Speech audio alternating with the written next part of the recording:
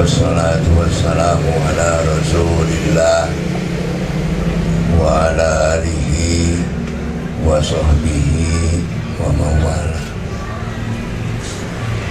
Asyhadu an la ilaha illallah wahdahu la syarika lah wa asyhadu anna Muhammadan abduhu wa rasuluh. La haula wa la quwwata illa billahil aliyyil azim. Rabbi surah tipayun nu kapihatur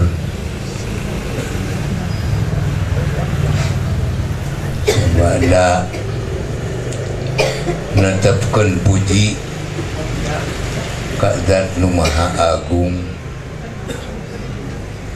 netepkeun puji ka Zat anu Maha Uninga, netepkeun puji ka Zat nu Maha Kawasa, netepkeun puji ka Zat nu Maha Suki.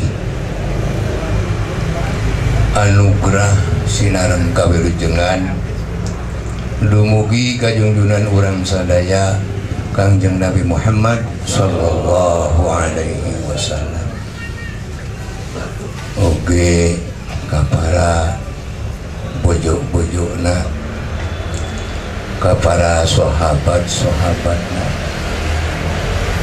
ka para dzurriyyah, oge ka ahli bait, dugi ka umatna minal awwalin wal akhirin.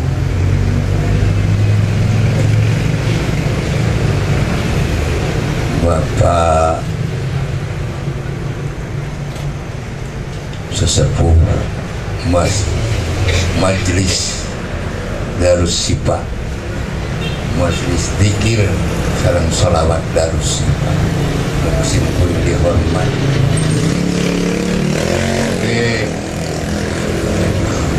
Pengatur acara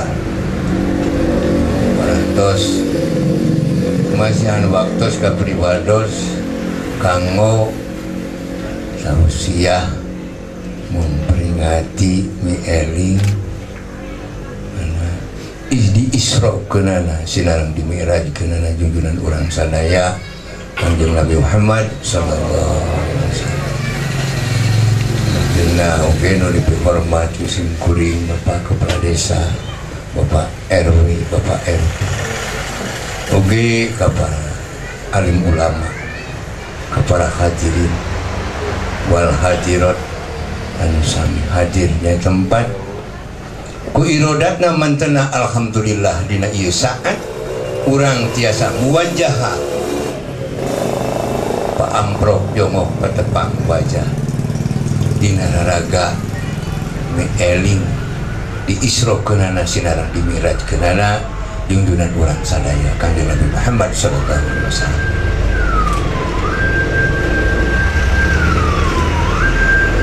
Upami urang nyarios dina bab Isra sinareng Mi'raj, ieu sababaraha tahap.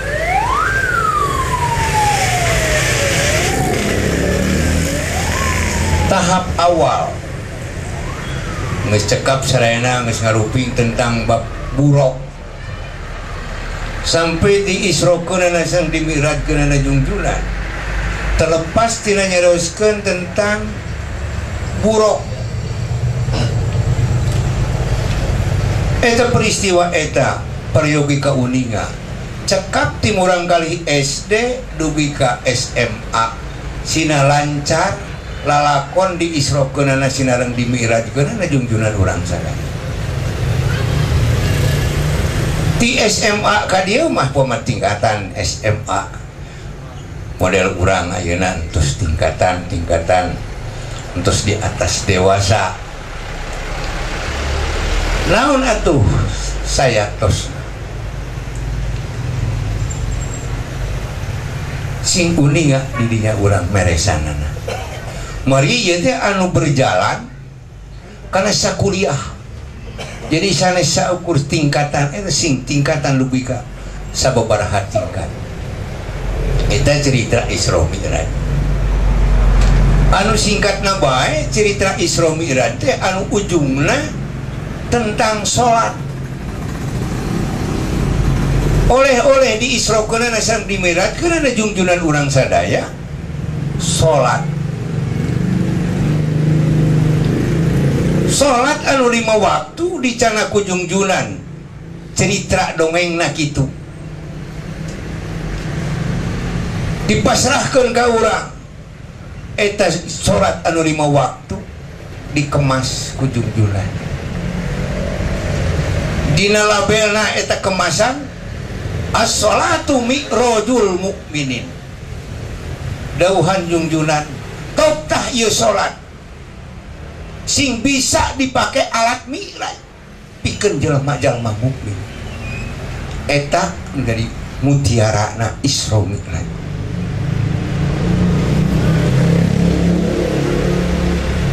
Tah ieu sholat sing bisa dipakai alat mi'raj.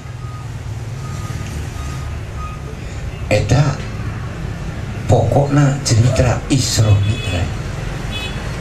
Adapun kepanjangan cerita lalakon dan sebagainya supaya orang ulah bosan raos itunya cerita buruk. Komo nyaritakeun buruk mah geus bararosen anu nya. Unggal tahun nyaritakeun buruk terus. Ieu geus. Naon atuh nu sararesna? Anu berkaitan pida ujung-jungan as-sholatu mi'rajul mukminin. Eta saya terus tadi kauninga sadayana ka kuping diawali nyarioskeun barjanji, baca barjanji nyarioskeun ieu tareh junjunan di awal dugi ka akhir. Keanehan didinya dina cerita dina barjanji abtadiul imla abis midzatil aliyah mustadirun faidul barokati ala ma anallahu wa aula. Eta Syekh Barjanji pada nukil cerita riwayat tareh junjunan. Eta nepi ka handap asora anjeunna abtadiul imla ngawitan jisim kuring bade ngangit bade nukil ieu kitab Barjanji abis midzatil aliyah kalawan nyebut zat maha suci nu maha luhur mustadirun faidul barokati ala ma anallahu wa malah mandar aya faedah jeung barokahna kanggo urang sadayana. Eta di mana atuh mutiarana eta Barjanji? Mutiarana mah dina wengian dilahirkeun na junjungan. Hadara ummahu lailata maulidihi Asyatu wa Maryamu bi niswatin minal hadiratil qudsiyah. Eta nu paling penting mah nyarios kelahiran junjunan. Jadi kembali kana mulutnya caket kayak gitu. Sarumping dina hiji wengi ibu-ibu hadara ummahu lailata maulidi dina wengianana dilahirkeun ana junjunan Asyatu wa Maryamu bi nisbatin minal hadiratil qudsiyah.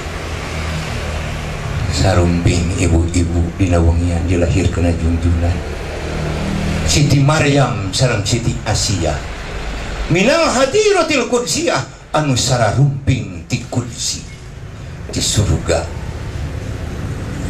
Kita numelan dikenang kurang sana. Eta kesimpulanna menyatakan bahwa junjunan urang sadaya Kang Jalid Muhammad sallallahu alaihi wasallam manusia anu luar biasa di parajianana ge sanes ku paraji di dunia tapi di parajianana ku Siti Asia sareng Siti Maryam. Kanggo lingkungan sampai nini sampai eyang nama geus teu terangna naon estuning urang galih parantos lahir anu sarares tanpa di parajian ku urang dunia sampai begitu lahir jungjuna dina Injil disebutkan maka bakal lahir Raja Hitan. Lawan margina disebut Raja Hitan margi tos disepitan ti barang lahir disebat julukan dina Injil mah Raja Hitam. Eta anu bakal neraskeun sabadana Kangjeng Nabi Isa neraskeun anjeunna eta junjunan Muhammad bin Abdillah anu boga julukan Raja Hitam.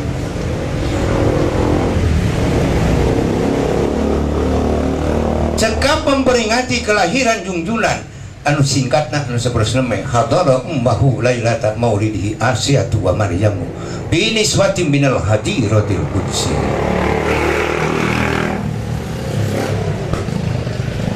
Cekap nyarioskeun kelahiran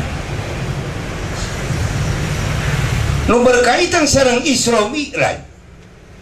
Naon atuh anu ku urang bicara kantun kesimpulanna naon anu dilahirkan ku junjunan ka umatna.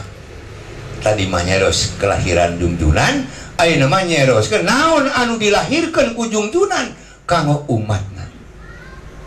Sing emut nu kahiji junjunan ngalahirkeun tentang iman, nu kadua ngalahirkeun tentang Islam, anu katilu junjunan ngalahirkeun tentang ihsan. Tah mung sakitu kang urang sebagai umat junjunan kahiji ngalahirkeun tentang iman, nu kadua tentang Islam, anu katilu tentang ihsan. Peryogi ke urang kauningan ku sadayana mawitan junjunan ngalahirkeun iman lungsur ayat di Makkiyah. Ya ayuhan nas, ya ayuhan nas, ya ayuhan nas, ya ayuhan nasu udu rabbakumul ladzi khalaqakum min qablikum. Eta junjunan keur ngadidik iman. Kalimatna ya ayuhan nas, ya ayuhan nas, di mana ayat menak ya ayuhan nas pada umumna dilungsurkeun di Mekah Makkiyah. Sab junjunan keur ngadidik iman. Ya ayuhan nasu qulu rabbakumul ladzi khalaqakum min qablikum. Hei jelema-jelema beurasa remah Pangeran Araranjeun anu nyiptakeun Araranjeun jeung nu nyiptakeun samemeh Araranjeun. Kalimat nyemah sabab pada masa harita di Quraisy keur nyemah ka patung ka tapekong sareng ka sajabina sajabina sumping junjunan ngebrehkeun sina oper sesemahan ulah nyemah ka patung jeung tapekong tapi semah mah Pangeran Aranjeun nu nyiptakeun anjeun jeung nu nyiptakeun samemeh Aranjeun. Pendidikan iman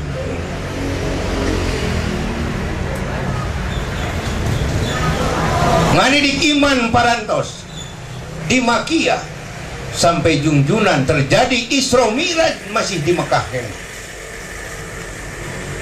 Berangkat junjunan Isra Mi'raj, Isra minal Masjidil Haram ilal Masjidil Aqsa. Pengertian Isra minal Masjidil Haram ke Masjidil Aqsa, jadi Isra di tempat sujud jeung waktu sujud sampai tempat nepi ke tempat sujud jeung waktu sujud minal Masjidil Haram ilal Masjidil Aqsa. Sabara urang berangkatna Isra na junjunan opatan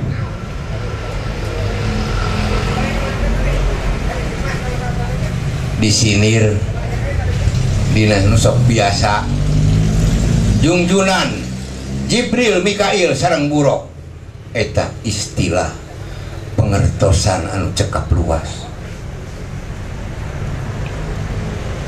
Naon atuh sabenerna di dinya Isra na ti Masjidil Haram nepi ka Masjidil Aqsa, di tempat sujud waktu sujud sampai nepi ka tempat sujud jeung waktu sujud. Opatan junjunan ibarat ruh, buruk ibarat nafsu, Jibril Mikail akal sinareng iman berangkat opatan margi dina salira urang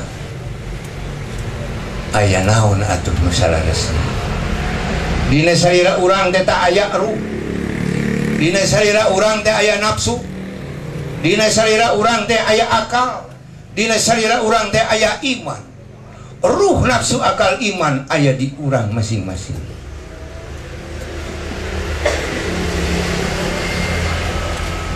manawi disinir ku Quran ikro kitabaka kafa binafsika baca diri anjeun saha sabenerna anjeun sok geura taroskeun kana salira urang aya ruh aya nafsu aya akal aya iman berangkat di Masjidil Haram ke Masjidil Aqsa disinirna kitu berangkat urang tina tempat sujud sampai kana waktu sujud opatan berangkat geura aos ku urang kreatif ruh sepi ka mana kreatif ruh di mana nu dianggona nafsu di mana nu dianggona kreatif akal sok dugi ka mana imannya kitu kene mata berangkat ruh nafsu akal iman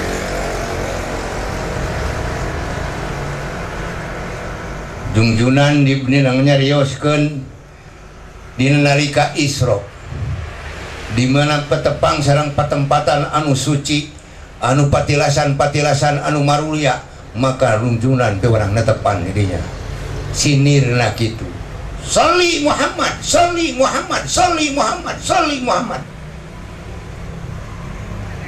netepan cenah Rasul 2 rakaatnya sing awas meresanana sedengkeun netepan ge can lungsur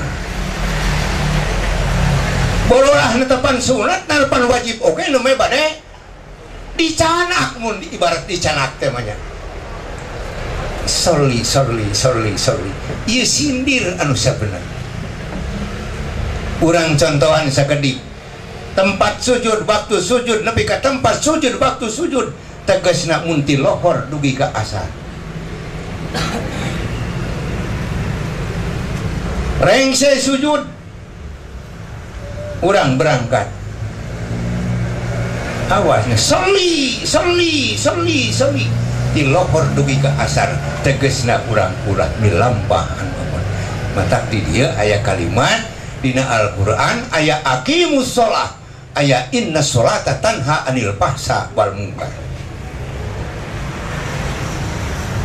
antara lohor ke asar coba dirinya urang bergerak dirinya tanha anil fahsya wal munkar sanyatana jelema anu meninggalkeun fahsya jeung mungkar eta sajanana sanyatana eta jelema keur salat ngan salatna salat naon salat nu teu make sujud nu teu make ruku teu make nangtung ni teh sabadana natepan tadi lohor silugi kadak waktu asar nemeh dirinya aqimus sholah deui salat anu nganggo nangtung ruku sinarang sujud ngan sing awas antara lohor ka asar asar ka maghrib maghrib ka isya isya ka subuh subuh ka lohor bergerak dinya bulah liren salat tegasna anu tanha anil fahsya wal munkar eta maksudna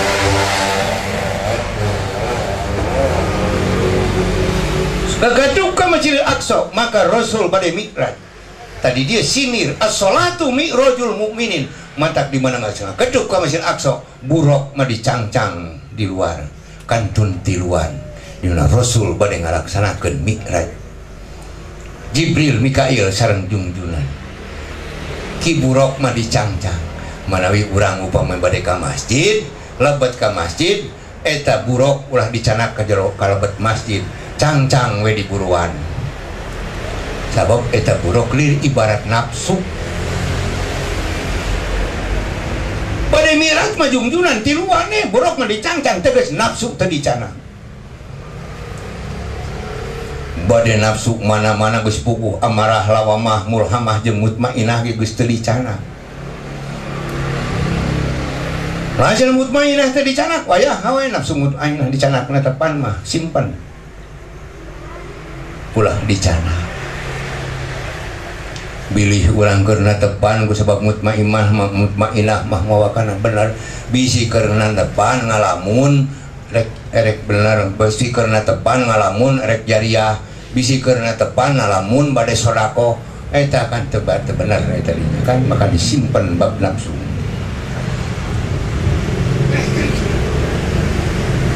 kantun kitu as-sholatu mi'rajul mu'minin kantun mi'raj abas dina tepan santosna tungtunan rengse ngalaksanakeun mi'raj menawi ayeuna pamibab mi'raj mah as-sholatu mi'rajul mu'minin bade ngadamal salat anu sebatkeun mi'rajna mukmin da ari bab salat maparantos rukun salat maparantos beres kantun meresan bab salat mata dina bab salat anu diawitan ku takbiratul ihram nu kaduana mi'raj nu katilu munajat nu kaopat tubadil eta bab salat di mana orang bade ngalaksanakeun salat kudu takbiratul ihram Allahu akbar dina awal salat disebat takbiratul ihram tapi Allahu akbar sanes dina bade ngawitan salat mah teu disebat takbiratul ihram sabab ieu takbir pikeun ngaharamkeun sagala cara nu teu pantes di bawah salat mari disebat takbiratul ihram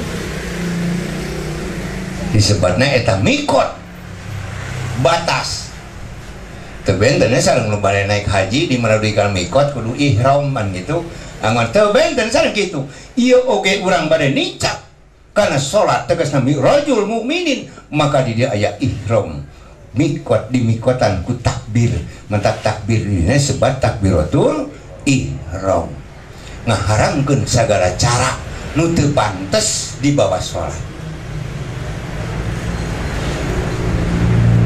beres takbiratul ihram maka lebat disebatna mi'raj pindah ti alam kemanusiaan urang ka alam kauluhiyahan di mata di mana entos takbiratul ihram entos dek salat tos sanes di alam manusia deui urang linggih di alam kauluhiyahan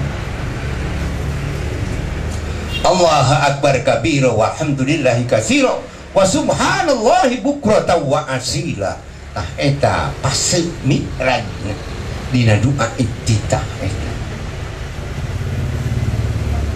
rengse mi'raj maka terjadi di dinya munajat inni wajjahtu wajhiya lilladzi fatarus samawati wal ardh hanifan musliman wa ma ana minal musyrikin inna sholati wa nusuki wa mahyaya wa mamati lillahi rabbil alamin eta paseu munajat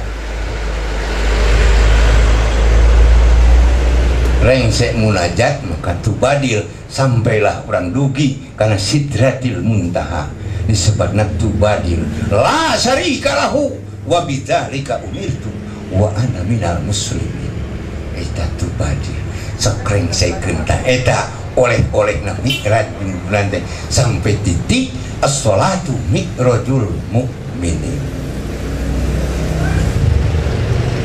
entah kan naroskeun ka sim kuning wa cenah sholat teh cenah tara husu ditaros ke sungkuring ari husu kumaha gitu ari husu teh cenah tara inget ulah inget ka mamana teh sungkuring nu teu inget ka mamana mah sholat ge ulah jadi nu teu inget ka mamana mah sholat ge teu kudu itu nya da sholat mah keur nu ingat si orang tidak aku terhusu atulah naon sababna tah ieu paseu ihramna mi'rajna munajat jeung tubadilna upami urang direreskeun moal aya sempat urang berpikir keur ngalamun keur mikir ka ditu mikir ka dieu meresan eta oge tinu mulai mi'raj sampai munajat sampai tubadil eta ge urang cekap karepotan anu paling gampang bab husu mah sakieu atunya ya kan bayana ieu mah oleh-oleh namira teh ieu kan gitu. Geus nyobian urang akhirna gaduh denge dipake ngadengikeun nuker babacaan salat.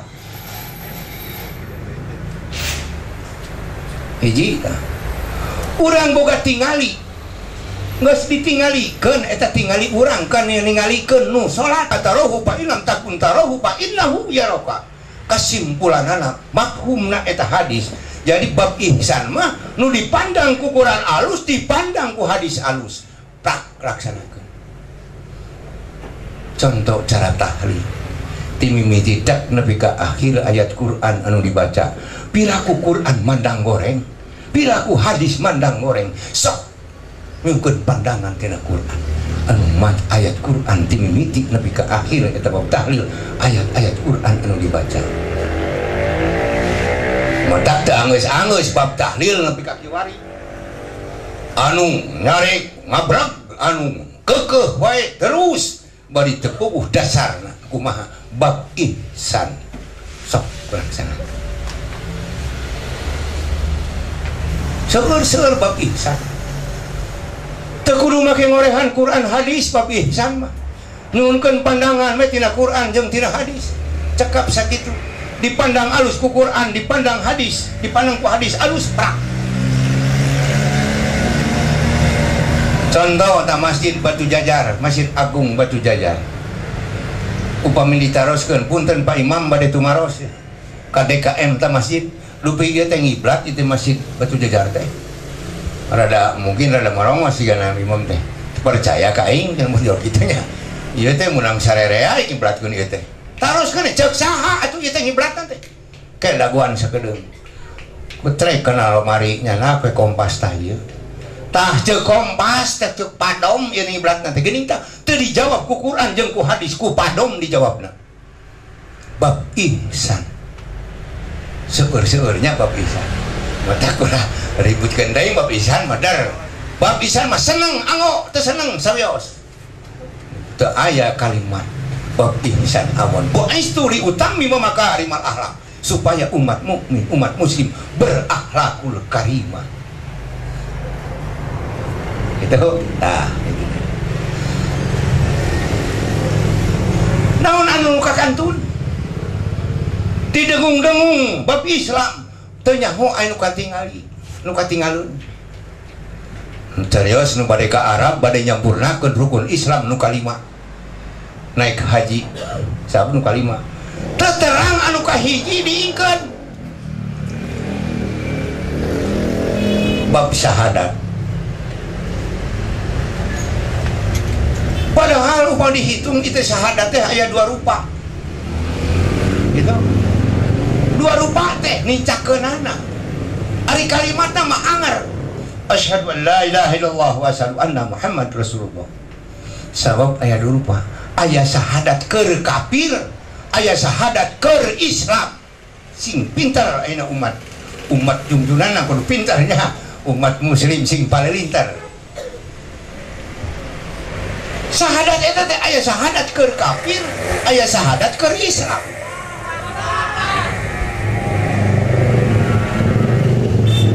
Wah, cenah aya syahadat keur kafir. So, di mana kafir rek asup Islam, pikeun eta syahadat cenah baca ku kafir. Di mana kafir geus beres ngucapkeun dua kalimat syahadat, mata kafir asup ka Islam. Datang ka Islam disiapkeun rukun Islam. Kahijina syahadat awas dia mah syahadat rukun lain syahadat ngucapkeun dan ngucapkeun mah keur kafir di mana rek asup Islam kumaha atuh datang teh ka Islam disiampakeun rukun Islam nomor kahijina syahadat awas syahadat rukun tiap rukun mah batalna aya parduna aya syarat sahna, aya sampurna, aya rukun. Hiji. Kedua salat, aya batalna salat, aya fardu salat, aya syarat sah salat, aya sampurna salat, aya rukun salat. Nya kitu dina zakat puasa jeung bunga haji. Ngagaduhan rukun sadayana. Dina sahadat aya batalna sahadat, aya fardu sahadat, aya syarat sahna sahadat, aya sampurna sahadat, aya rukun sahadat. Eta nu tingalieun zaman kiwari.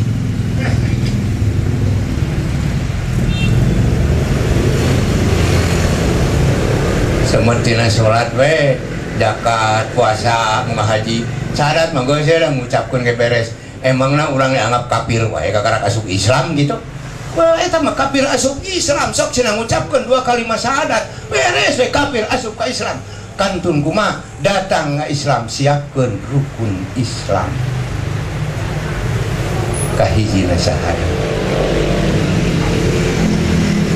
Tah eta kamu ngorek syahadat mah taroskeun ka pangaresa sesepuh di dieu di masjid tadkir di dieu nya gitu tah ka pangaresa di dieu kumaha dadan taroskeun sing rengse di dieu nya taroskeun ka anjeunna geus siap di anjeunna mah kitu nya nganaon atuh urang lamun nanyakeun itu ari ieu pangaresa meureun hati-hati padahal mah lamun ditaroskeun bakal budal anjeunna tah kitu nya taroskeun sok da urangna kedah kreatif kudu bener-bener urang kudu pintar dituntut kudu pintar naon margina jeung ngagaduhan sifatna nabi teh aya amanah patonah tabligh sidik tah patonah ieu kedah pintar sedangkan ieu teh kudu karaih ku umatna amanah patonah tabligh sidik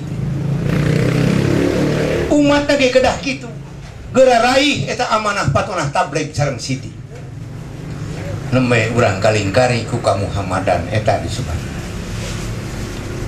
tah tinggalin di dinya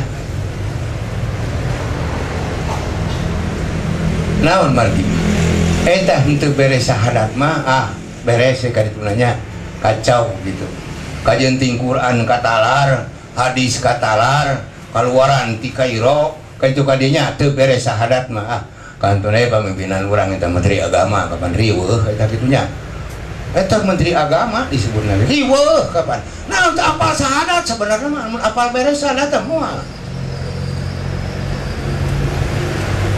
mata eta perdemen anu paling ampuh kama urang sadayana mata junjunan anu paling awal ngadidik tentang iman dawuhan junjunan dari iman al imanu tasdiqu bil qalbi wa yu'alu bil arkan wa yuqra'u bil lisan eta kudu tasdiq bil qalbi wa yu'alu bil arkan wa yuqra'u bil lisan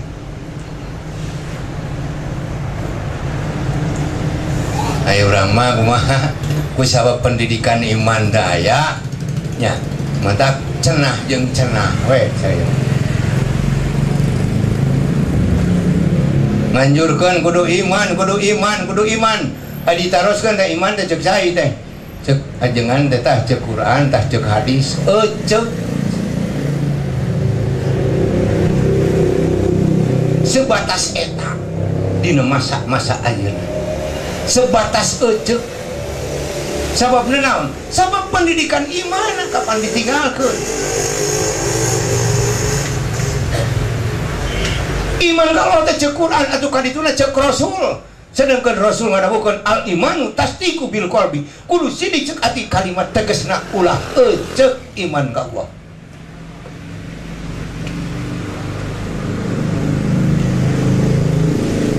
iman ka Allah kudu tasdik bil qalbi iman ka para malaikat kudu tasdik bil qalbi iman ka para rasul kudu tasdik bil qalbi iman kana kitab-kitab suci kudu tasdik bil qalbi iman kana bil qadari khairihi wa syarrihi kudu tasdik bil qalbi iman kana bil yaumil akhir kudu tasdik bil qalbi eta rukun iman anu genep kudu dipasang dawuhan junjunan kudu tasdik bil qalbi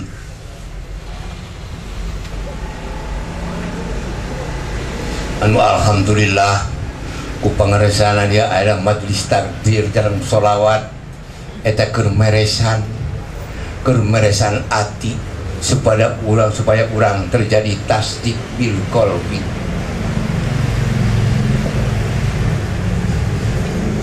supaya terjadi wa yuf'alu bil arkan, supaya terjadi wa yuqra'u bil lisan. Ciri iman prak laksanakeun wa yuf'alu bil arkan, eta ciri iman, ciri tasdik bil qalbi. Ciri iman kudu wa yuf'alu bil arkan, kudu wa yuqra'u bil lisan. Urang contoh ayeuna lamun urang ngajalankeun sakumaha anu dicontohkeun ku Rasul, maka eta jelema keur bersolawat, keur taat sakumaha anu dicontohkeun ku Rasul. Ngan ceuk Rasul tong kitu bae kudu wa yuqra'u bil lisan, sok ucapkeun ku lisan mata Allahumma sholli ala sayyidina Muhammad wa ala ali sayyidina Muhammad. Jeung sholawat rupi-rupi sholawat seueun eta keur wa yuqra'u bil lisan bab ihsan. Terjadi di dia majlis tadzkir sok wa kudu wa yuqra'u bil arkan, sok kudu rajin bertafakur wa yuqra'u bil arkan wa yuqra'u bil lisana, maka dinya urang sok ucapkeun ku lisan la ilaha illallah, la ilaha illallah, la ilaha illallah, eta wa yuqra'u bil lisan. Tapi awas kudu wa yuqra'u bil arkan dia. Kumaha teu wa yuqra'u bil arkan? Junjunan ngadawuhkeun man aropa nafsahu faqad aropa rabbahu. Sajelema nu nyahokeun dirina sarugeun nyaho ka Gustina. Sajelema nu nyaho kana dirina sarujeun nyaho ka Gustina. Tah eta sok gerak ngoreng urang anu salages. Koreh nu paling awal eta. Mentak ngaji akidah teh dawuhan Syekh Nawawi Al-Bantani dina Sarah Tijan. Jadi ngaji tauhid teh fardu ain. Eta dina Tijan. Nu laroskeun ajengan nepi ka bingung meresan ngaji akidah fardu ain. Kumaha ngabuktikeunana?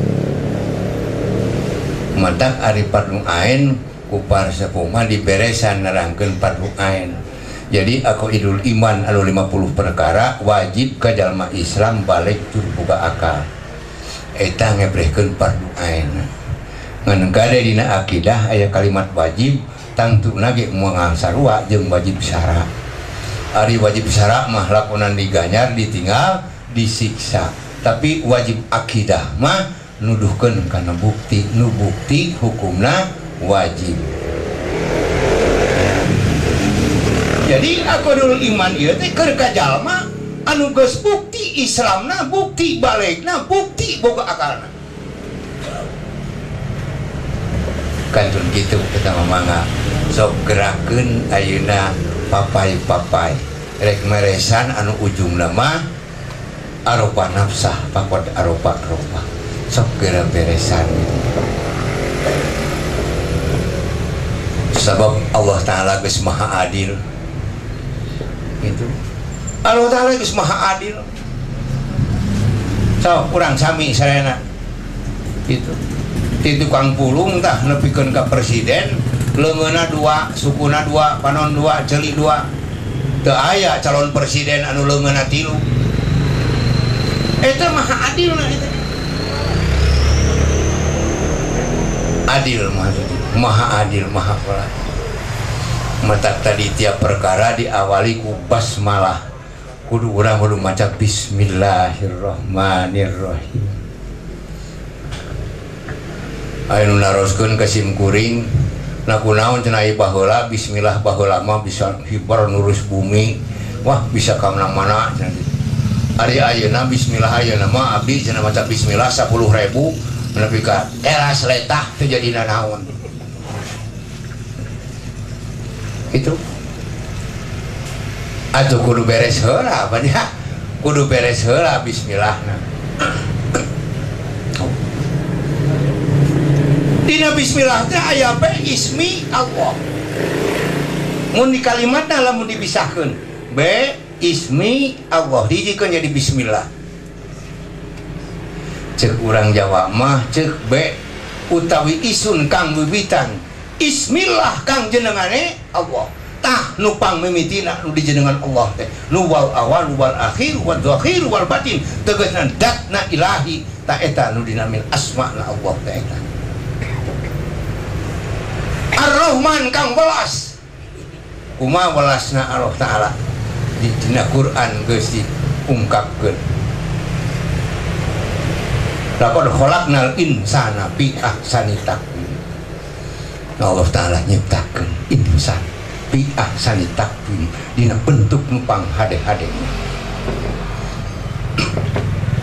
eta Rahman maksudnya sok urang telekan laqad khalaqnal insana fi ahsani taqwim eta Rahman mantena diciptakeun tina bentuk numpang hade-hadena cek urang Sunda Bandung mah kuwung-kuwung pager tangtung tepis wiring pager sari jadi urang mah estuning di kuwung-kuwung pager tangtung tepis wiring pager sari estuning di pager ku panyari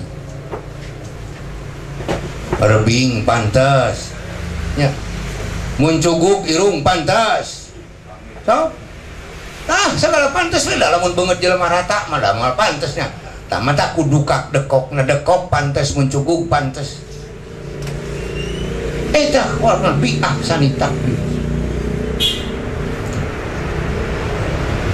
eta Rahman lajeng Rahimna maha suci kumacana Rahimna walaqad karramna bani Adam urang geus sok kamulyaan cing emut geus sok kamulyaan kari koreh kamulyaan mantena urang mah sok mudah-mudahan dipasihan kamulyaan geus sok padahal mah mudah-mudahan sok kari pangihkeun bener rasakeun eta geus sok kamulyaan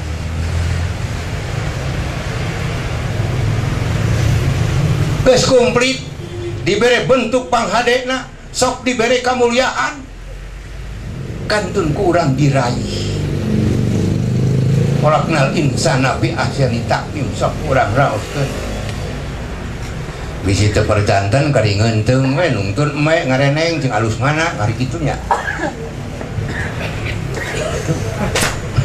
matak sieuna monyet ku jelema mah sakitu humbul ai jelema mah cenah buluna gugunclukan ai kuringa buluan kabeh cenah kitu mah kantun kurang den sok pasang kamulyaan tah geus dipasangkeun di urang sadaya bentuk dipasihan pangsae-saena sok ditamah kamulyaan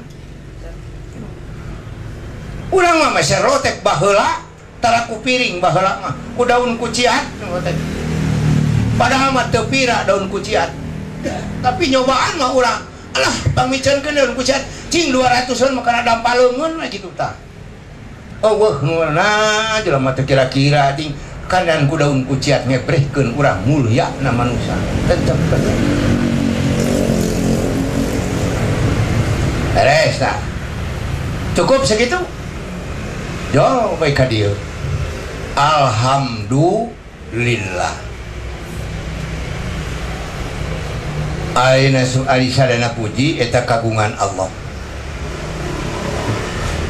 sadayana ge nyebat kitu padahal nyebut kagungan teh dicekal ku urang geus di urang ye puji teh kabehanana ngan ieu teh kagungan Allah kok pake kumaha kitu hakuna pake kok alhamdulillah ari sana puji kagungan Allah mata terjadi kalimat sadaya di dieu terjadi di dieu aya puji qadim alal qadim puji qadim alal hadis puji hadis alal qadim puji hadis alal hadis kantun prak diangok ku atuh pake muji ka Allah taala lain Allah taala mah teu butuheun ku puji naon sababna geus maha beunghar maha istighna moal butuh kana puji urang atuh istighna mantena bade ka manakeun ai butuh ku puji urang butuh ku puji Mang Dayat tuh moal kana kop memang yang Mang Dayat itu cek Allah Ta'ala teh kop mana atuh buktosna tadi teh di mana ruh nafsu akal iman geus silih asah silih asih silih asuh silih beresan antara ruh nafsu akal iman maka terjadi puji kodim alal kodim so urang geura memeres urang nyalira geura beresan ku urang nyalira tadi cenah majelis gapleh mangga beresan ku urang nyalira ayeuna jadi majelis tadkir eta meresan urang ka urang bre keun entong pamengku hancak nu ka tukang dak moal naon hancak nu ka tukang mah asal beres we tungtungna aya husnul khotimah itu dosa urang hampura deui ku urang aya urang mah pada umumna wah nyumpun pangampura ka Allah Ta'ala wah ngapura Allah Ta'ala mah geus maha adil atuh teu lain maha adil atuh kitu Allah Ta'ala geus prak mah Ghafur Rahim Allah Ta'ala mah geus maha pangampura kop kumaha maneh boga dosa sok beresan kumaneh sorangan kami sifat pangampura geura beresan urang boga dosa omean deui ku urang sok beresan Ghafur Rahim Allah Ta'ala mah kok sok kumaha maneh rek diberesan kumaha maneh rek kumaha maneh innallaha la yughayyiru ma biqaumin hatta yughayyiru ma bi anfusihim Allah Ta'ala moal ngarobah kana pangusikan jelema kecuali ngarobah sorangan nganu lobana kana nasib wah kalimat nasib tadi dinya sok geura robah ku urang Allah Ta'ala moal ngarobah kana pangusikan jelema kecuali ngarobah sorangan kok kumaha anjeun rek usik kana hade ku masih lain rek usik kana goreng ku masih lain prak Allah Ta'ala maha adilna ilahi sing awas sing tanes maha adilna mantanna maka terjadi puji kodim alal kodim engke terjadi puji kodim alal hadis urang jero nyaah ka urang luar ngayang sepatu urang luar suku mah teu barontak hayang sepatu nu hayang baju alus urang jero urang luar mah teu barontak hayang di baju alus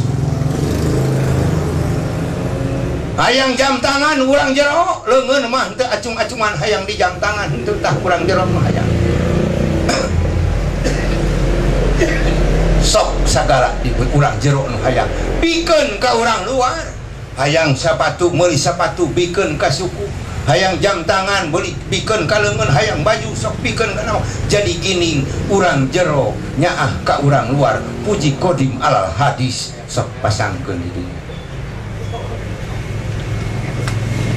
jadi urang gini engke terjadi puji hadis alal kodim urang luarnya ka urang jero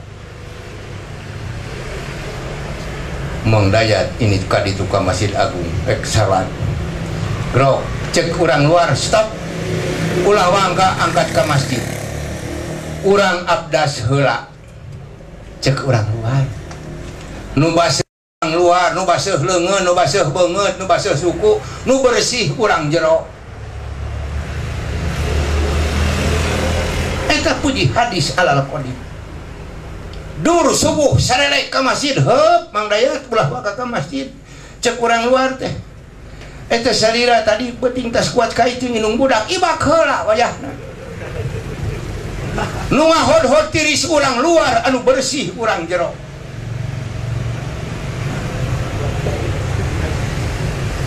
geus rengse eta terjadi puji hadis alal hadis urang luar nyaah ka urang luar ateul tuur garo ku leungeun garo maneh leungeun eta tuur aing ateul kitu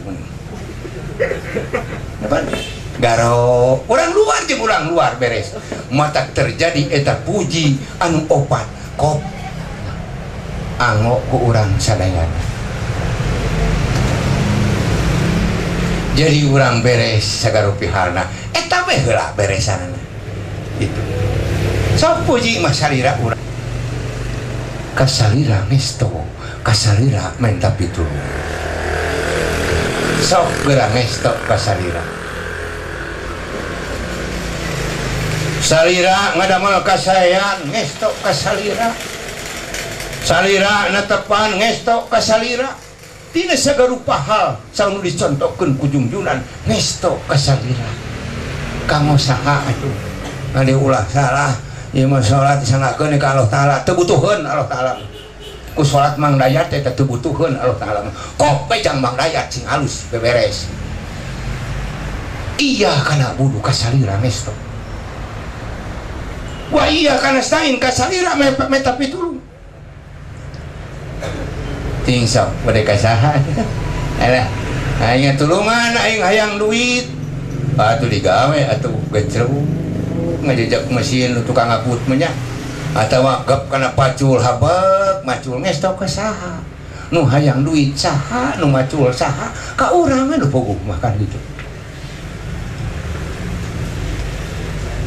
hayang artos ka urang menta cing aing hayang duit yeuh menta payahna gitu atuh digawe atuh hayang duit mah teu yes tau ka urang kene sagarupahan menta pitulung ka urang kene Ibrahim mah ka Allah taala we menta pitulung teh nya puguh Allah taala teh tukang tutulung geus maha kawasa Allah taala mah maha kawasa kade maha kawasa maha adil maha welas maha asih sok ada di sing saya yo ahli yo majelis tadkir tau urang melak sampo we contona cep melak sampo eta sampo nu dua jengkal ge teu milu nyieun taneuh geus nyampak aya tancepkeun teu milu ngahirupan teu milu ngagedean teu milu ngabeutian mana urang miluna nancepkeun hungkul cep ngarobahkeun pangusikan tina mumul melak jadi daek tek gitu eta geus maha adil maha welas maha asih praku urang geura beresan kantun urang beresan diiringi di dia ku majelis tadkir beres tadkir di majelis eling tuh ieu teh majelis eling gitu nya tadkir teh masjid eling sok sing eling sing alus fadzkurullaha qiyaman wa qu'udan wa ala junub bari eling ka Allah teh tah bari nangtung bari diuk bari nyagigir bari kumaha fadzkurullaha qiyaman wa qu'udan wa ala ulah lesok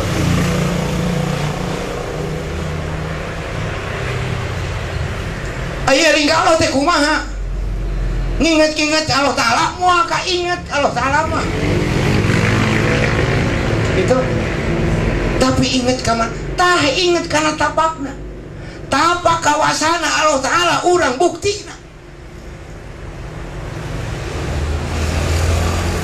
irodat disebutna breh we irodat urang buktina ai kawasana Allah taala mah geus teh breh buktina cek sandri mah wal qudratu la ya ta'alaku bil wadbi wal mustahil wal jadi ari kudratna mantana mah teu ta'alukan wajib kan kanu muhal kanu wenang tapi wal irodatu tahsisu kulli mungkin irodat urang ieu buktina tapak kudrat tegesna tapak kawasana Allah taala urang buktina innama amruhu idza arada syai'an ay yaqula lahu kun tah kun eta kudratna mantena tah buktina urang tapak kawasana Allah taala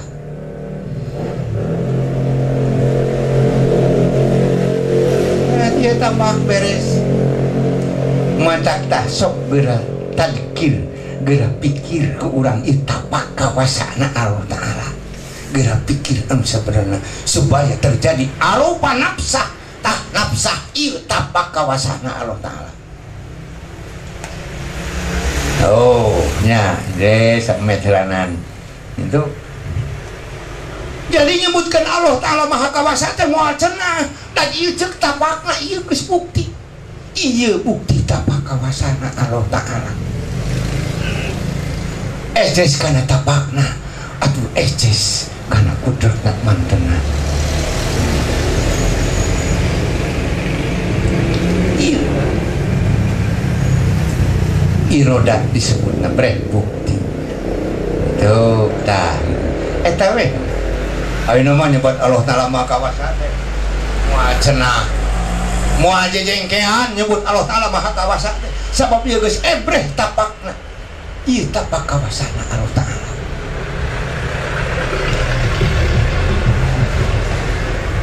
Kantun ku urang beres mata dia majelis tarki ieu teh kacida istimewa bade meres-meresan mikir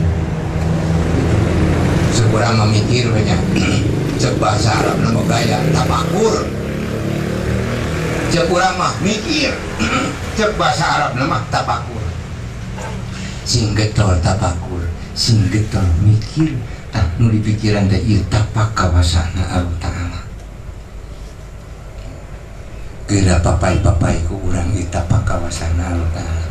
Jadi geus beres kitu mah moal cenah Allah Ta'ala Maha Kawasa da ieu geus ebreh tapakna.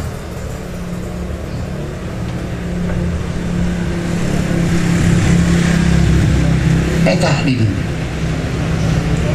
mantak terjadi di dieu iya kana bulu wa iya kana stain hasalira sok geura ngestok rek beresan ngestok ku jalan bertafakur sabab tapakur kacida mahana dawuhan junjunan tapakur sak jam sarua jeung ibadah 60 tahun. Ibadah disebutnya kealusan ibadah di mana alusnya. Jadi sarua jeung urang ngadamel kealusan 60 tahun tapakur sak jam. Ketol urang mikir maka sakedap deui bade mayunan Ramadan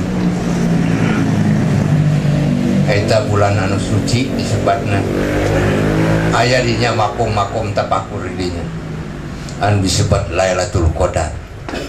Lailatul Qadar teh peuting ngabuktikeun peuting papasten teh kapastian ari kapastian perkara nu bukti mantap dirinya peuting ngabuktikeun sok geura buktikeun eta salira urang sabab di sini ku Quran wa huwa ma'akum aina ma kuntum satemana Allah eta ma'akum bebarengan jeung aranjeun aina ma kuntum di mana aranjeun aya tah karing ngayakeun heula urang sok singsai ayakeun ku tapakur Lailatul Qadar malam pembuktian peuting ngabuktikeun tapak kawasana Allah Ta'ala. Tah ieu geura buktikeun ku urang anu sanes sok buktoskeun nyata ku tapakur teh nganai jalan tapakur mah nyata haroream ieu mah hayang agama teh tutulnu teu make mikir we heuh nyata syarat teu make mikir mah gitu itu salat lohor 4 rakaat teh tong dipikir teu opat geus gitu tong make hayang 5 atau hayang 3 nya 4 lohor mah kitu asar 4 magrib 3 jeung saterasna teu kudu mikir salat mah prak laksanakeun tong dipikir sabab lamun Islam dipikir hukum syara dipikir tegasna Islam loba moal tulus dur lohor rek mikir heula we nu heulan kalana wah kaburu beak komo palebah zakat mah rek mikir heula wah beuki moal tulus tang mikir mah naon nu menang usaha aing nyawa aing deur wah mata ulah dipikir syara mah tek puasa ge ulah dipikir tek kitu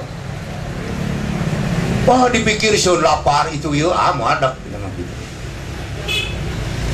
nya kitu naik haji tong dipikir boga duit ini geus kitulah riweuh ingat bab syara makari pra tapi bab akidah ieu anu perlu pamikiran anu luar biasa modak pama dibawa kana bab akidah mah loba armung jeung mah kitu kana akidah sabab armung mikir geus kudu dipikir eta padahal sabaraha ayat dina Al-Qur'an anu ujungna ayat supaya orang berpikir kabeh umat mukmin supaya berpikir la ayatil liqaumi yaqilun ieu tanda keagungan ilahi teh la ayatil liqaumi yaqilun keur ka jelema anu tukang malalikir.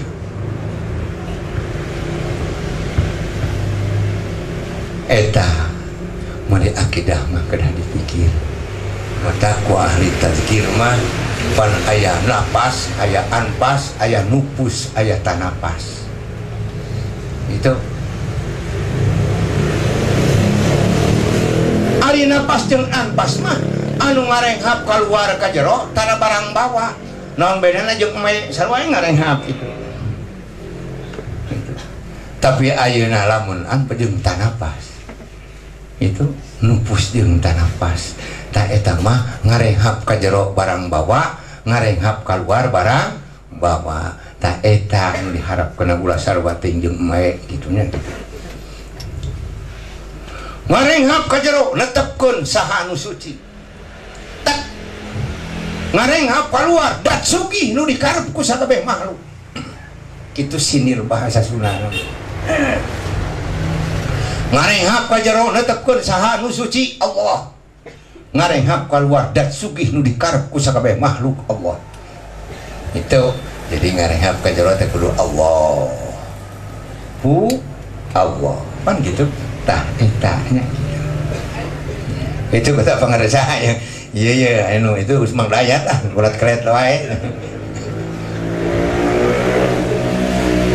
tah eta pikeun memeres merenahkeun rek netepkeun tapak kudratna mantenna tapak kawasana mantenna ngebrehkeun di dinya ku perjalanan orang aya majlis tadzkir majlis sholawat sabab di dieu lauhan junjunan aya wa yuqra'u bil lisan sok ucapkeun sing sae ku lisan dikirna sok ucapkeun sing sae ku lisan la ilaha illallah la ilaha illallah sholawatna sok ucapkeun ku lisan Allahumma sholli ala sayyidina Muhammad wa ala ali sayyidina Muhammad eta sholawat nu paling pendek nya seueur sholawat nu pararanjang wajibra ubil lisan kedasar mangki naon bab ihsan contohan kura supaya orang umat mukmin umat muslim berakhlakul karimah tak eta entos beres urang iya kana wudu wa iya kana stain sing tegeskeun urang netepan teh sok sing sae lajang urang ya cenah aya hiji eta ustad ini tuh Pak ari urusan eta mah cenah urang ka akhirat mah ka harti ngan ieu urusan salat jang urang bingung ari engke ka ditu kumaha amal perbuatan cenah kitu aing ke dipariksa di alam kubur mah kumaha amal perbuatan gede eta jadi diulangi kumaha amal urang we urang ayeuna salat sangakeun ka Allah taala teu butuheun geus maha sugih Allah taala mah sagara diseret-seret ka Allah taala geus sok urang pe ku maraneh atur sing alus eta urang masuk pakupis pada kaburu kadang naon kaburu nu dipromosikeun teh akhirat atuh hari dunia mah teu dipromosikeun padahal dunia ieu anu kudu dipromosikeun mah mata cungjunan dilahirkeun ka muka bumi ieu teh cina mempromosikeun dunia supaya ngemplong ka akhiratna sok dunia sing beresan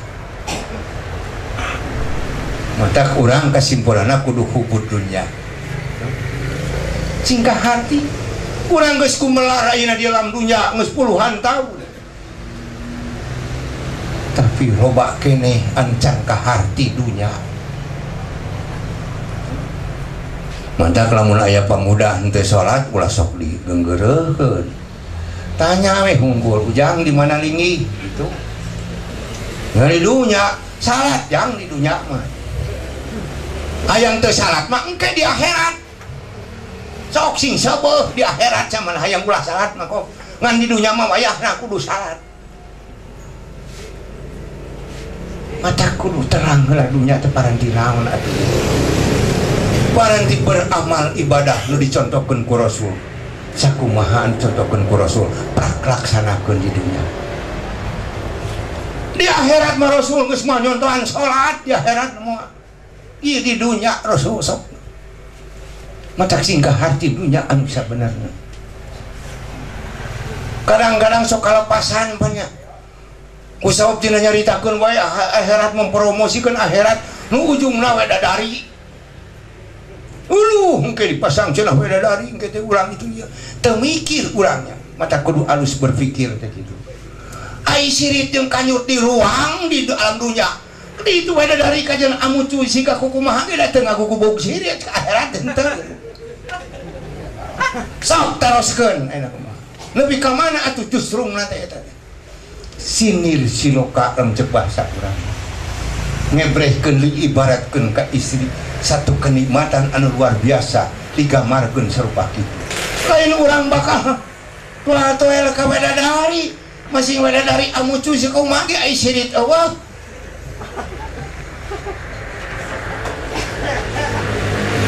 Sok mangga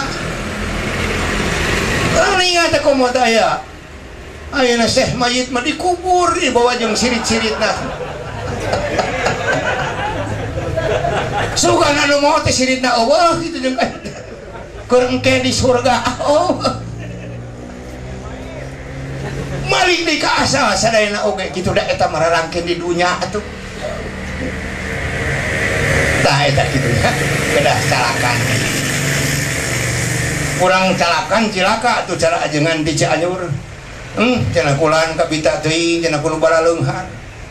Na kumaha kitu? Nu bunghar kurban cenah abdi mah henteu. Atuh engke nyebrang Siratal Mustaqim teh abdi mah da teu gaduh tutumpakan cenah kitu. Aduh ampun. Geus bosen jangan tong tempat main tempat kuda ge geus lieur cing kitu. Tutumpakankeun ka hartilah bab bebentasan macam kitu. Ngan bingung anu ngaritna saha ke di akhirat di abdo makmuning sapi jeung sajaban saha anu ngaritna teu bisa ngomong di kitu cepet. Dianggap di Cikalong meureun ka dia sapi. Aduh sarua jeung di pasar Batu Jajar pasar Maynya gitu mah aduh ampun. Sampai asumsina kadinya mata kurang kedah calakan. Itu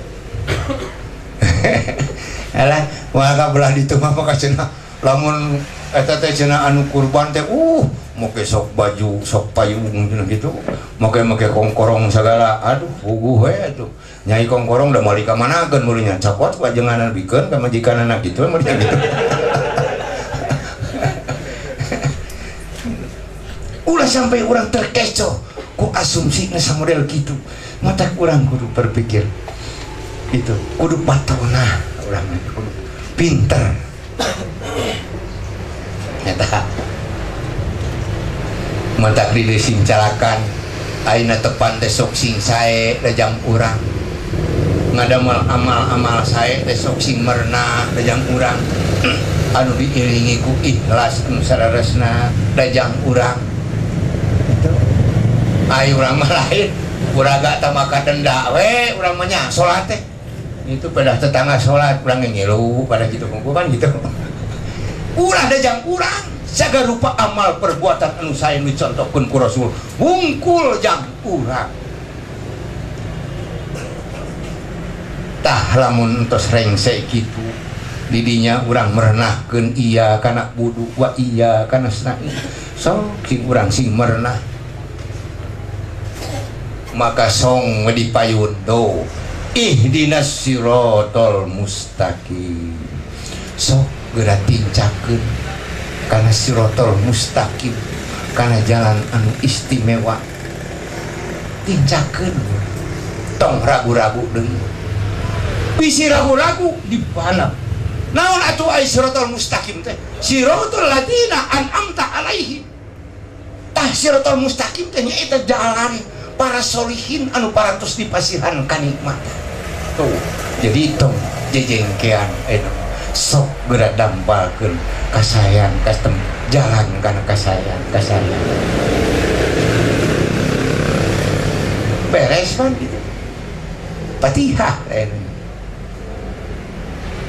bisi kurang mantap tah ayeuna tungtungna pemantapan ghairil maghdubi alaihim waladdallin tah eta jalan teh lain jalan nusuk dipake ku Firaun geus gitulah pendek namanya gitu ngarah gancang ka harti lah gitu. Tah siratal mustaqim teh siratal ladzina an'amta alaihim gitu. Fatihah beresnya. Ieu mata Al-Qur'an diawali alif lam. Zalikal kitabu la raiba fihi hudan lil muttaqin.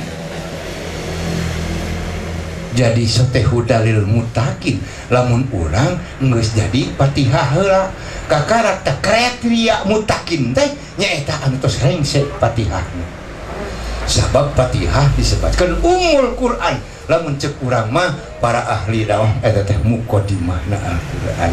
Memeh ngaji Al-Qur'an teh kudu jadi Fatihah heula. Lamun jadi Fatihah yakin Quran badal jadi hudan lil muttaqin.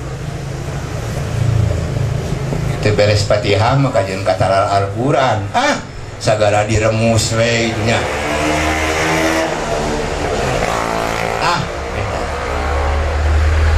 Mata paling penting diawali ku Fatihah.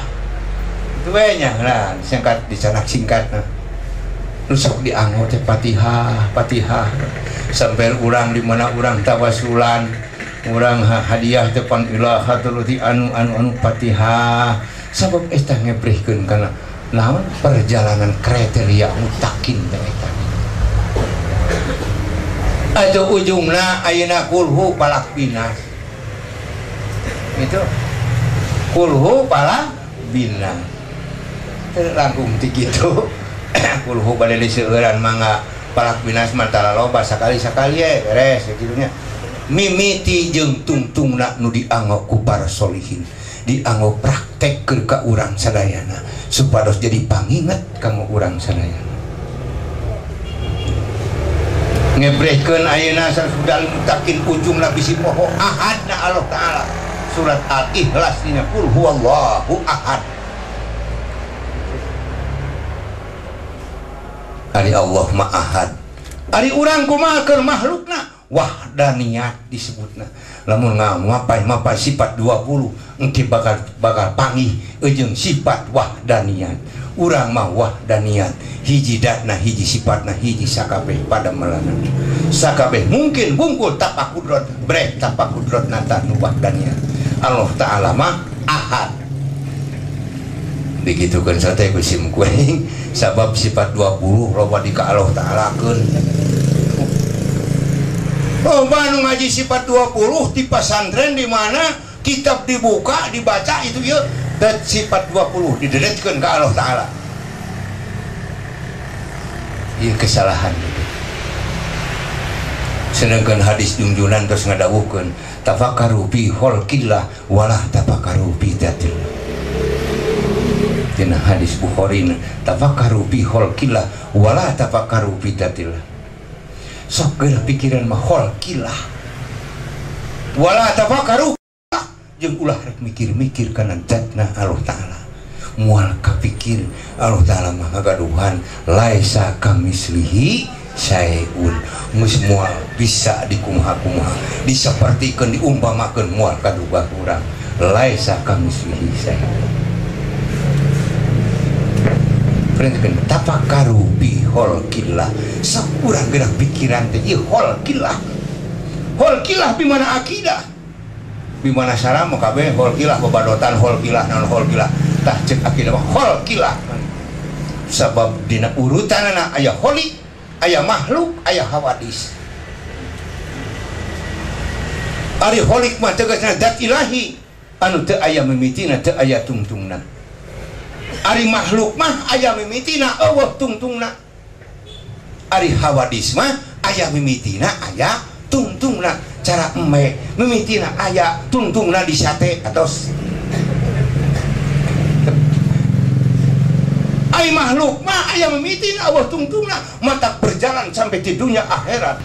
Tuh sabab moal ayana naon lamun teu aya Nur Muhammad mata eta rajana manusia kitu nya. Nah, mata tungtungna mah syahadatna pugungnya asyhadu an la ilaha illallah wa asyhadu anna Muhammadan Rasulullah. Ilahinas jeung malikinas, Rabbinas jeung malikinas, ilahinas eta panutan urang sadayana. Sabar berpanutan ayeuna kana ilahinas kana Rabbinas geura panutan kana malikinas. Tegasna Allah dan Muhammad Rasulullah. Mantap asyhadu an la ilaha illallah wa asyhadu anna Muhammad Rasulullah. Kitu singkat nama. Wah, ieu mah di maraton gendanya maraton gitu. Keun tengah nama ieu mah mimitina tungtungna sok dianggo ku urang sadayana. Di mana urang ngaos annas teh atuh sarua jeung maca syahadat. Nya gitu. Gitu. Tah, tak betul orehkeun ku urang sadayana. Sing rence eta rukun Islam anu kahijina. Itu anu kahijina nyaeta bab syahadat. Urang bacakeun rukun syahadat nanya engke salajengna mah ke kakak pangaresa engke nya. Gitu. Ai rukun syahadat teh aya 4 ngarah apal we ti budak keneh nya. Da kudu teh awwalu wajibin alal insani ma'rifatul ilahi bistiqoni. Awalna diwajibkeun ka manusia ka insan ma'rifatul ilahi bistiqoni. Mantap iman heula kedak beres. Rukun syahadat nu kahiji netepkeun zatna Allah Ta'ala nganyahokeun nafsiyah salbiyah. Kahiji tah. Nu kadua netepkeun sifatna Allah Ta'ala nganyahokeun ma'ani maknawiyah. Anu katilu netepkeun af'alna Allah Ta'ala nganyahokeun mungkin.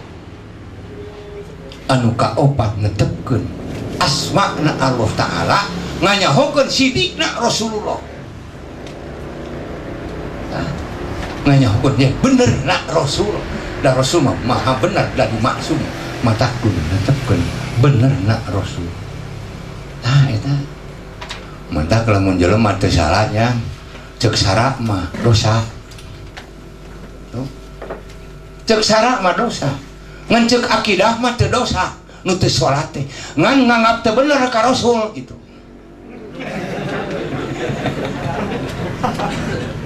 Oh, mending dosa, mending sabab dina rukun syahadat nu kaopatan netepkeun asma Allah Ta'ala nganyahokeun benerna Rasul. Gitu. Mata lamun anu teu salat teh cek sara mah dosa. Tas cek akidah mah teu dosa. Ngan nganggap teu bener ka Rasul eta jelema nu mumul salat teh kitu kan gitu. Karimanga we coba gitu nya. Gitu. Tah gitunya nu mung salat, nu mung puasa, nu mung zakat. Ya, tah anggap teu bener ka Rasul nu mung gitu. Mata kenil netepkeun asma'na Allah Ta'ala nganyahokeun benerna Rasul. Tuh, geurkeun syahadat beresnya kun panjang nama ku pangaresa engke dina majelis tadkir nya engke beresan. Ini namanya gitu kan imah supaya ulah ngomongkeun we cenah mana tuh rukun syahadat bisi kitunya tah gitu. Gitunya. Jadi kudu dikanyahokeun. Sampai titik nganyahokeun batalna syahadat, parduna syahadat. Sampai sarah sahna syahadat, sampai sampurna syahadat, sampai rukun syahadat. Sarua we salat, zakat, puasa, mun haji ge kitu. Eta nu 5 rupa eta kedah diterapkeun. Batalna salat, parduna salat, syarat sahna salat, sampurna salat, sampai rukun salat. Sami kitu. Da ieu rukun Islam. Itulah. Teras, Pak, teras. Ban? Terus teh. Mangga.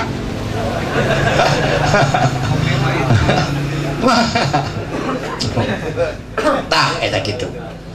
Rengse tanya Fatihah sebagai palak binasab tah kantun olah urang sadayana. Jadi mutakin teh kriteriana tong tebih teuing tah Fatihah. Mantap urang kudu jadi Fatihah heula supaya eta salat jadi terjadi hudan. Gitu. Sabab ieu Fatihah kriteria mutakin tong tebih teuing mutakin nya. Itu. Urang tong saeureuk pacarake sabab sapalihna ayeuna karangan Kangjeng Sultan Aulia aya hudal linas aya hudalil muttaqin. Itu ari hudalin nasnya. Oh, yang disebut itu memang daya teh getol ini mah ka masjidna. Getol duhana, getol tahajudna. Wah, getol ngademel kasayanana cek jelema tah. Tah eta hudalin nas disebutna. Ulah palai disebut ku hudalin nasnya. Gitu. Wah, ieu mah tuh ahli takwa. Ieu mah wah, itu tasbih nge tara lesot di jingjing we ngomong dayat gitu. Hayang disebutkeun hudal mutak padahal eta mah lain hudal mutakin, hudal linnas. Itu lawan Kangjeng Sultan dari kitabnya Muakid gitu. Lupa tuh ari hudal mutakin mah anu laisa minan nas. Lain cek jelema hudalil mutakin mah. Itu mau nyarek dimerekan ku jelema gitu. Nah rieuh gitu. Ulah hayang dimerekan ku jelema nya. Oh, ngadu gitu. Bakat ku hayang dimerekan ka pasar ge tasbih dijingjing we hayang gitu. Hayang disebatkeun eta ahli takwa teh ngan ahli takwana cek jelema tamanya hudalinas. Tak gitunya, tak eta urang kedah direngsekeun di dieu. Tah santos rengse Fatihah, rengse itu rengse kantun dikorehkeun musana-musana. Mana anu urang kedah bisu. Sabab tentang iman itu anu kacida beratna. Modal ayeuna iman ka Allah kudu tasdik bil qalbi. Geus mulai tadi tasdik bejakeun breh tapak kudrat tapak kawasan Allah taala ieu breh urang. Jadi geus moal jejengkean deui nyebatkeun Allah taala maha kawasa teh. Da ieu geus ebreh geus bukti atuh. Kudratna mantenna teh geus natapakna ieu geus rengse. Kantun urang memeres di dinya. Lima brengse tapakna peh irodatna kumplit irodatna. Selegan dawana teh wal irodatu tahsisu kulli mungkin. Irodat nu ngaluluskeun kana sakabeh mungkin. Itu tihihid nepi kapal udara menang jelema nunyeun hihid ngabuktikeun hihid jelema sampai titik panggedena kapal udara ge menang jelema geus kumaha urang sarupa mata geura prak urang geura meresan pangusikan urang geura beresan supaya urang gerakan usik kana alus urang sampai usik kana goreng sabab awas dina salira urang aya sababaraha tingkatan aya bab nafsu anu kacidana anu paling ku urang dipelajari anu salaresna dididik anu salaresna bab nafsu. Aya nafsu teh nu kahiji aya nafsu amarah aya lawamah mulhamah mutmainnah rodiyah mardiyah jeung kamilah. Batas semet mutmainnah rodiyah kamilah rodiyah mardiyah kamilah mah eta mah nafsu martabat disebut tina mutmainnah beres itu madak sawur Kangjeng Sultan Aulia pidawuh Nabi Isa lamun urang hayang nembus ka alam malakut kudu bisa ngajuru 2 kali cara hayam mimiti diporocotkeun ku ilungna nog tah geus jadi nog bisa megar sorangan eta ngajuru 2 kali teh kudu kitu. Kesimpulanana orang sampai bergerak di muka bumi ieu dididik ku junjunan sampai nepi ka kudu bisa megar 2 kali kudu ngajuru 2 kali hiji dijurukeun tadi ku ilung nu kadua kudu ngajuru sorangan cara nog gitu kudu tahu nepi ka bisa megar sorangan hijil gitu mata sapalihna nyebatkeun naon antal maut qabla maut kudu bisa maut samemeh maut kesimpulanna kudu bisa keluar samemeh maut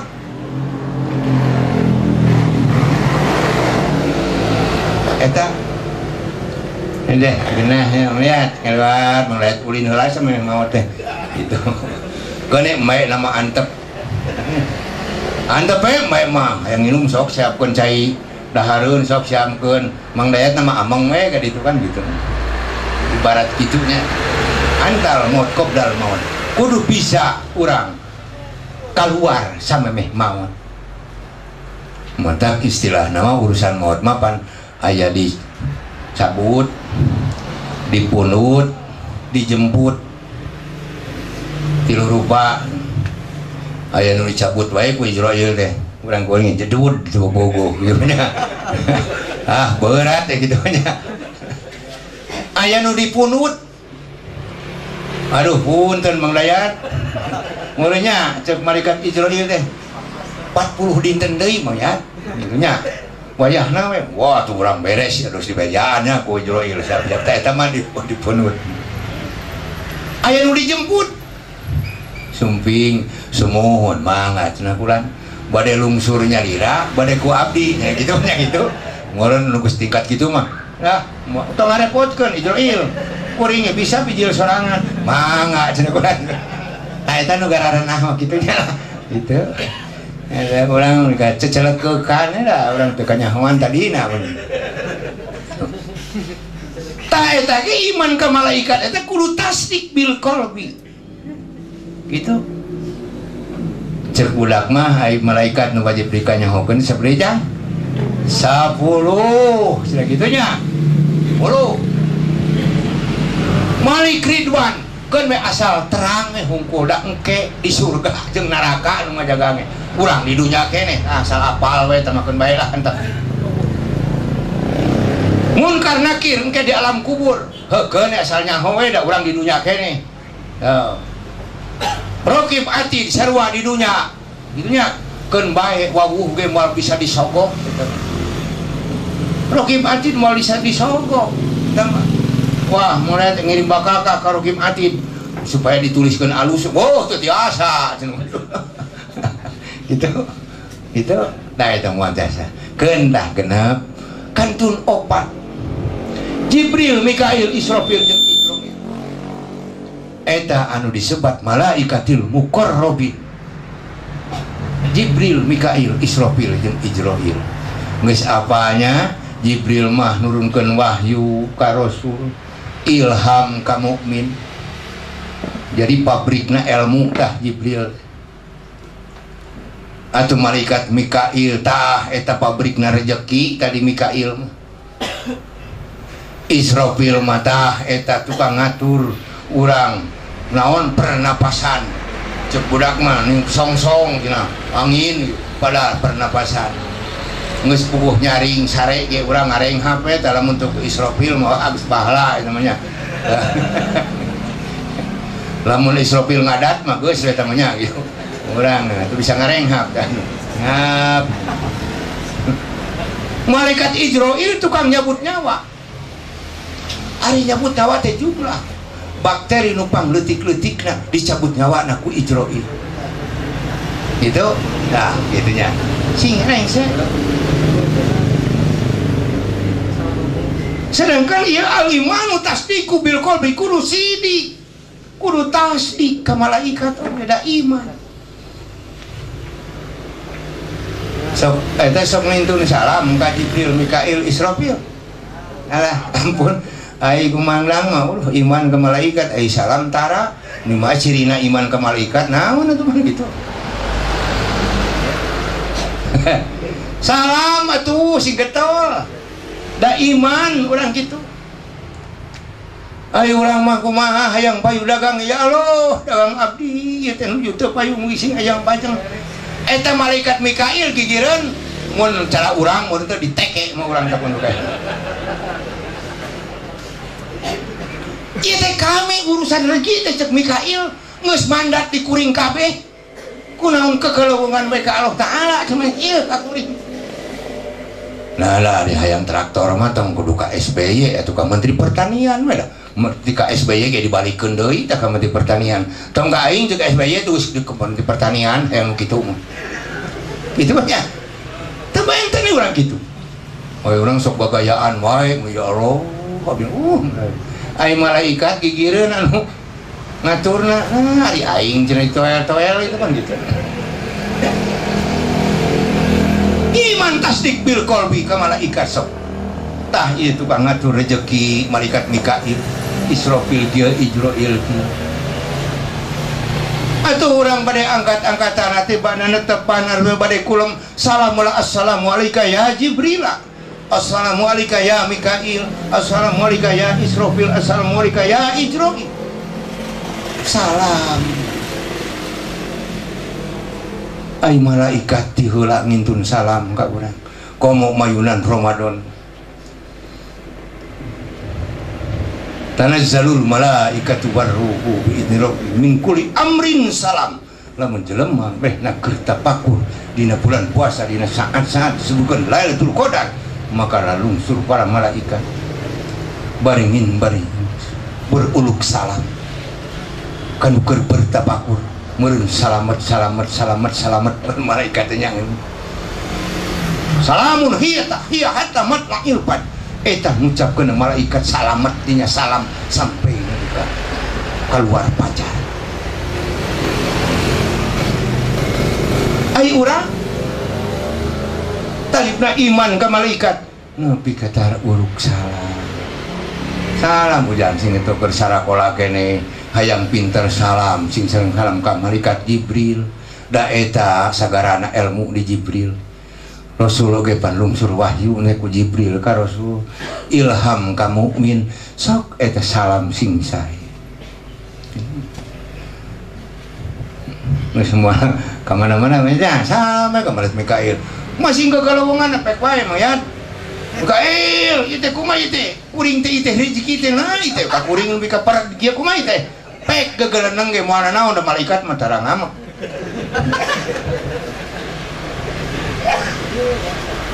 Tarifna ge iman. No, ari kana tutungul mah eyang abdi teh itu. Tari iman ge lain, tarifna ge eyang mah gitu. Gitu. Wah, pabrang jalarahkeun seueur panaya proyek tutungul. Nya proyek tutungul ka mana? Rek dibawa ka mana sok ayeuna? Mun nyari kekeleuweungan ayeuna kana tutungul kan nya eyang abdi. Abdi teh hayang beli dagang, hayang abdi hayang beli lupayu, rupa-rupa memangnya gitu. Padahal siap di dieu malaikatil muqarrabin asal urang meresanana tasdik bil qalbina. Aya aja kan uraskeun cenah kumaha tasdik bil qalbina panggihna ge encan. Oh iya nu kitu. Iman kalau tasdik bil qalbina panggih ge encan ka malaikat kitu keneh. Atuh eleh ku tukang nguseup ajengan jeung ai kitu mah. Nah, cenah kumaha itu tukang nguseup? Nyieun opang sabapeting hayang guel kieu ti beurang. Inget kana lauk nu can pernah panggih. Sok taroskeun ka tukang nguseup. Dan nu geus panggih mah digoreng urangnya kitu. Inget kana lauk nu can pernah panggih. Cok. Rai beurang ini beng. Wah, upan abek teh alus enggak kasih sisa gulingnya kecemplung. Eta ciri bener inget kana lauk sabab teu salah ngalungkeun useup kana cai anu badak mulai ka sagulingnya belak. Oh, inget kana lauk bener sabab lauk ulina dina cai. Ngan lamun inget kana lauk ngasupkeun lauk anu ngasupkeun useup di lapang bola bohong inget kana laukna gitu. Nya ya inget ka Allah Taala ka diskotik nya salah atuh tah mah. Ka masjid inget ka Allah Taala mah gitu nya. Kan gitu. Tah cara kitunya. Tau ka tukang nguseup eces nguseup. Nah juga tak cek ajangan enya jennya eleh ku tukang nguseup nah atuh. Mantap kudu naik nguseup teh cing. Nah. Supaya ya bahan tapakuranin gitu.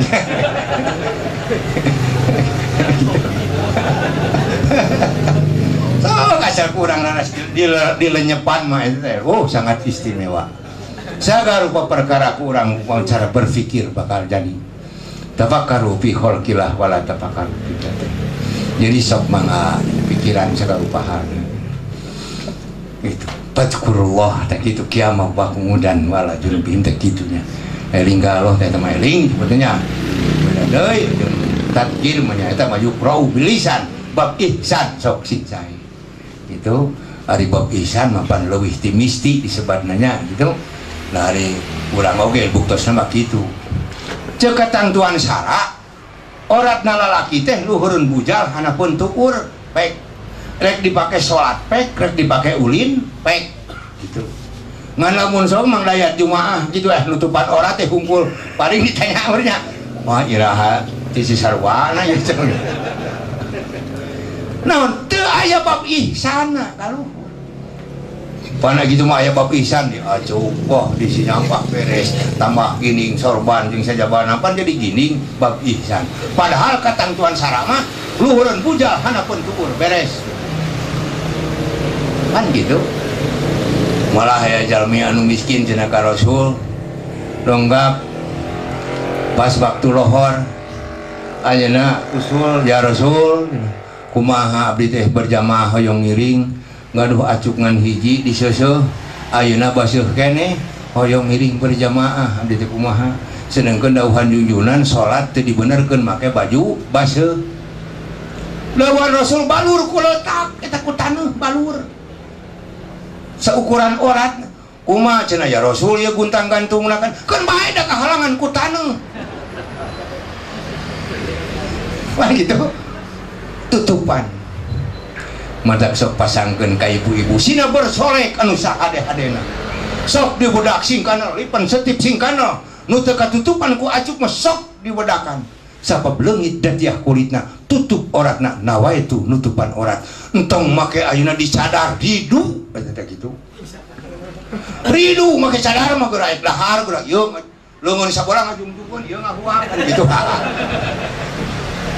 sampai bersolek sing hade nutnan nawa itu nutupan orat datiah kulit katutupanku naon ku make up jeung sajabina nawa ituan sok ka bojo teh kitu sina gaya gitu udah urang ge resep ningali kitu nya cara ningali ka palerede gitu ai cencelengan ge menang mulas mah pan urang ge resep coba lamun taneuh keneh hungkul mah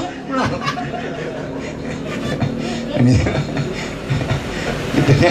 tah eta jadi saktosna mah agama teh luas ulah kapayunan ku panatik jeung sadama coba ungkap heula nu sasae-saena sing sae gitu nya tah eta kitu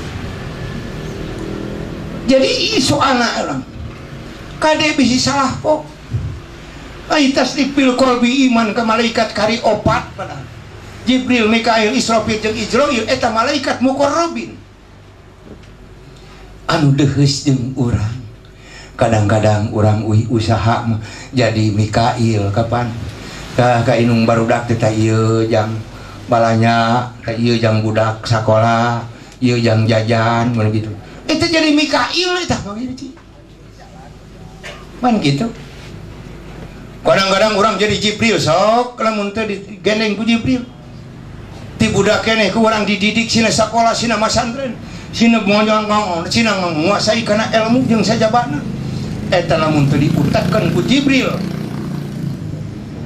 ngabelaan ngadua-duakeun huap ceuk paribasana dina jalmi anu teu aya tapi tetep budak hayang sina jujur sakolana hayang sina tercapai sakola sampai ka gelar kadituna lamun urang teu diutak geus puguh nu boga anak hiji nu dua nu tilu nu opat ieu geus ngabreng sarakola kabeh panangkep teu ulah dina bapana aduh tempo SPP kabehanana atuh uluh opat teh banyak rencana nu kuliah saurang mah tapi di dieu jiwa besar di dieu tetep hayang budak maju awas di dinya kan lamun ku urang teu dipeutekeun ku Jibril bade kumaha datang nu ka hiji nyaah anu ka balasna nyaah sampai datang incu ge nyaah gitu lamun teu diutekkeun ku Jibril ka nyaah rek kumaha sedengkeun urang sakola nyaah ka anak eueuh wana gitu mudah-mudahan urang ku ayana dina pagempangan ieu ku naon ku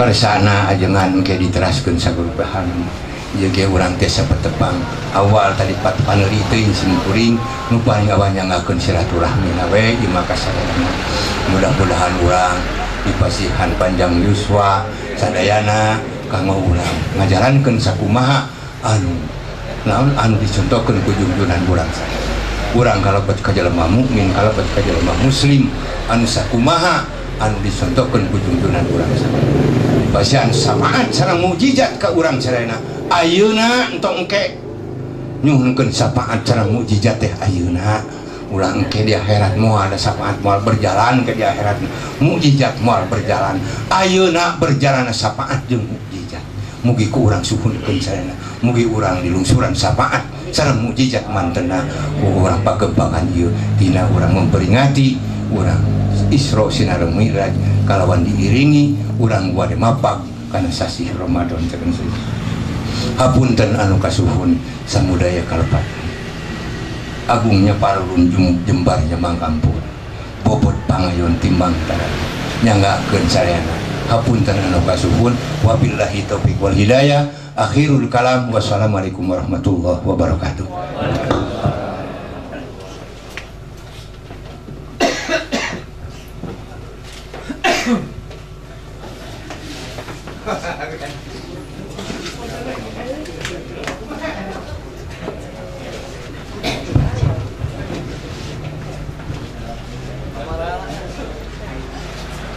Ngahatur nuhun ka pangaresa Sayyiduna Al-Mukarram anu parantos ngadugikeun tausiahna anu mana sim kuring rutina tos tetiasa ngomentar naon anu dugikeun itu luar biasa.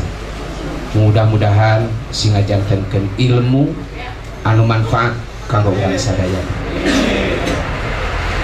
Para sepuh hadirin wal hadirat anu dimuliakeun ku Allah, rupina ieu acara di kawit dugikeun ka akhir. Mudah-mudahan singajantenkeun wasilah urang sadayana dilungsuran barokah di Allah Subhanahu wa taala. Kalayan di acara urang tutup baik ku doa Rabbana atina fid dunya hasanah wa fil akhirati hasanah wa qina adzabannar. Akhirul kalam wassalamualaikum warahmatullahi wabarakatuh.